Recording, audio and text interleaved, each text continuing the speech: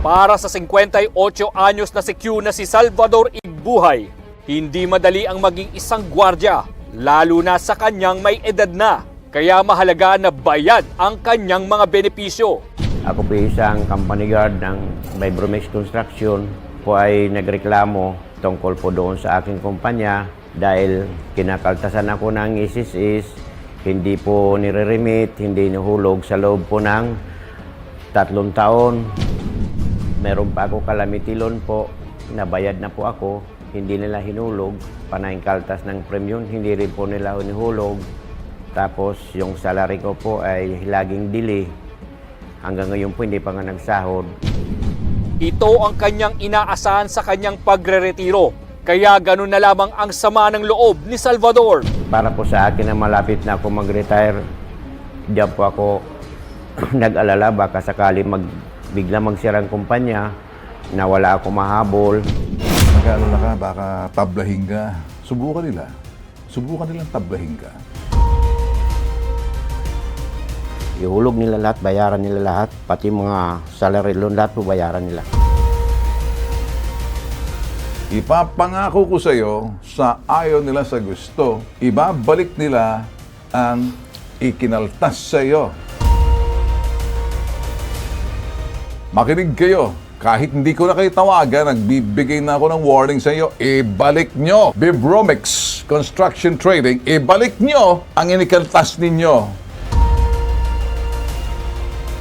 Pag lumapit sa amin tagpatulfo, hindi ako basta tulfo, si Bitag ako. Iba ako.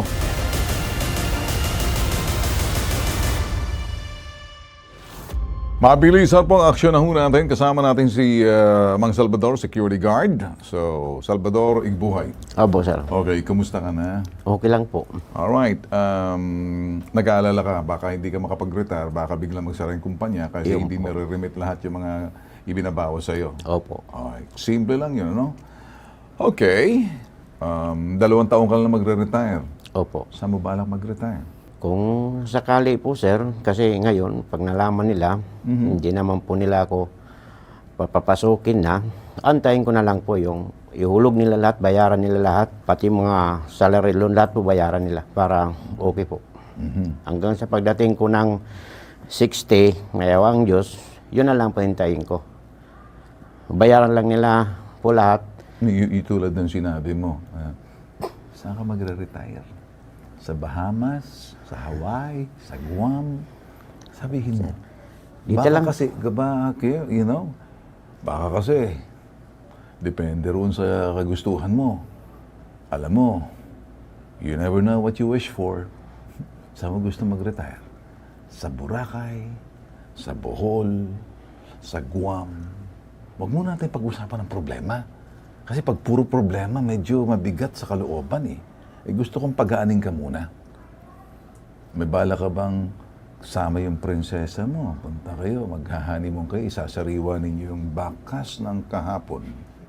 Buhayin yung romansa ng langit. Katas ng pagmamahal. Yan ang dahilan kung bakit matagal ang pagsasama ng hanggang ngayon. Sila pa rin. Kayo pa rin ba ng misis mo? Opo, sir. Okay. May mga anak na kayo? Isa lang po. Isa lang. Ilang taon na? 18 po. 18. So, 2 taon ka lang magre-retire ka na at nag-aalala ka, baka tablahin ka. Subukan nila. Subukan nilang tablahin ka. Pag sinubukan lang tablahin ka, o nakikinig ba kayo, agency or kumpanya, kinig kayo, kinig kayo. Pag lumapit sa amin tagpatulfo, hindi ako basta tulfo, si Bitag ako. Iba ako. Iba ako. Pag sinabi kong iba ako, ibang level. Iba rin yung mga pareho kami mga dugo na dumadaloy sa ugat namin, iisang pagtulong. Ang sa akin namang, pag niloko at sinubukan yung makipaglukuhan or makipagsabayan, ang totoo ay totoo. Huwag natin baluktutin. May pananagutan ang sino man kapag kayo nagbabawas na mga mandatories. Lahat binabawas ninyo. Nararapat lang may remit yan sa sinasabing SS. Para nang sa ganon, ito yung nagrareklamo si atin, si Mang Salvador, ay hindi na siya nag-aalala. Actually, Mang Salvador, kung titingnan natin, nakausap pa to ng ating mga staff kung sakaling mukhang maganda naman. Ako naman, nagsasabi lang, kung sakaling nanunood man kayo, o kung sino kayo, HR, Vibromex Construction Trading and Supply, alam ko naman, matitino kayo at maayos naman ang mga puso ninyo dyan. Medyo ayos naman siguro at matinong negosyo kayo. Kaya matino rin si Bitag sa inyo. Pag mababait, mabait din. Nararapat ang suklian ng kabaitan at katapatan. Subalit kapag nakipagsubukan, maghahalo ang balat sa tinalupan. Tagatabla ako ng mga taong inaapi, niyuyurakan. Makakasiguro ka, ako magsasabi sa iyo. Salamat po, sir. Ako na ang magsasabi sa iyo. Natitinag at ayaw sagutin ang telepono, kanina sasagot at nangako naman sila'y babayaran. So, nanginig na ang kanilang mga tuhod at kanilang mga talampakan, nagmamawis na ang mga singit nila. Yung mga hita nila, punong-puno na ng pawis, magpalit na sila ng kanilang mga karsunsilyo at mga kung ano-ano mga underwear dyan. Dahil pag ako na nagsalita, ibang level na. Ipapangako ko sa iyo, sa ayaw nila sa gusto, ibabalik nila ang ikinaltas sa iyo. Makinig kayo. Kahit hindi ko na kayo tawagan, nagbibigay na ako ng warning sa iyo, ibalik nyo. Vibromex Construction Trading, ibalik nyo ang inikaltas ninyo. Wala na maraming usapan. Pues, ito, si Janeline Monteflor, makakausap natin. Magandang umaga po sa iyo. Good morning, sir. Okay. Ma'am, ako na po yung magsasabi. Simple na lang po, para wala na pong trouble. Maibabalik niyo po ba lahat at mariremit para ito naman yung si Mang Salvador makapag-retire na maayos, ma'am? Simple lang. Yes po. Alright. Actually, sir, galing po ako, sir, sa SSS ngayon. Okay. Nakipag-ayos kami sa kanila na sabi ko, may pinakita akong collection dun sa kanila na, sige, Alright. sabi ko, ma'am, ito yung collection na nakuha namin. Tapos, ano po yung dapat namin gawin para makapagbayad ako sa inyo? Kasi marami na po kaming complainant dahil hirap po kami sa collection.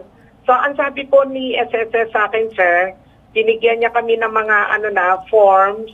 Tapos, mabait naman si SSS na ang sabi niya, sige, gawin ninyo muna yung documents ninyo, mag-a-apply kami ng condemnation, then may pinababayaran po sa amin, sir. Alright. Sige, ma'am. Kung gano'n, nakita ko naman yung effort ninyo, kagagali mo lang sa SSS. At Yes, hindi na ako magsasalita. At alam niyo naman po, I'll take your Yes, word, po. but at the same time, iba po yung sinasabi, iba yung pong ginagawa. So, bibigyan ko po kayo ng benefit of the doubt.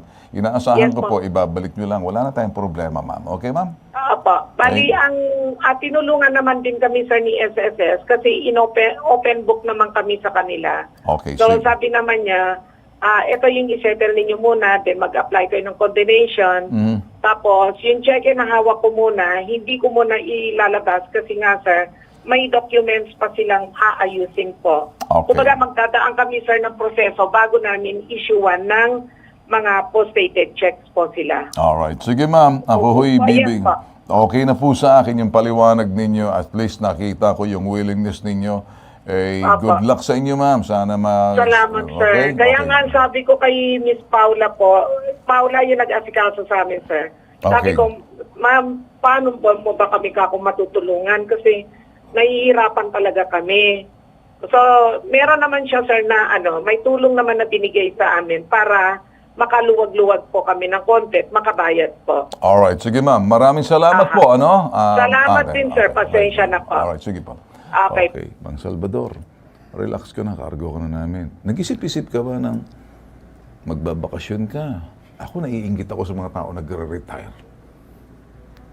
Ilang taon ka na? 52 po, sir. Okay. Gusto mo na mag-retire, magsi-60 ka.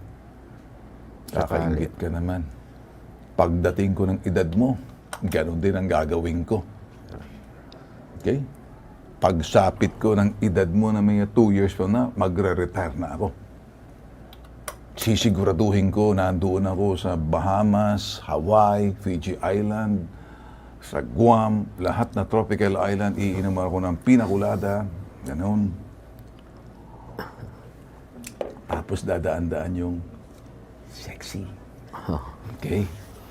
Pa-charming tayo. Gusto mo sumama? Pero mauna ka eh.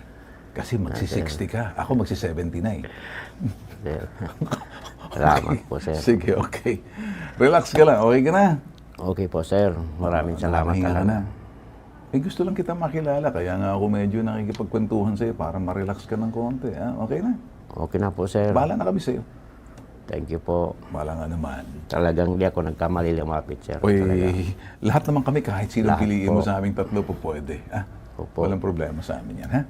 Okay na. Okay ka na. Ha? Okay na po, sir. Alright, Salamat sige. po. Nag-iisang pambansang sumbungan, serbisyo, tulong, tatak, tulfo, hashtag ipabitag mo.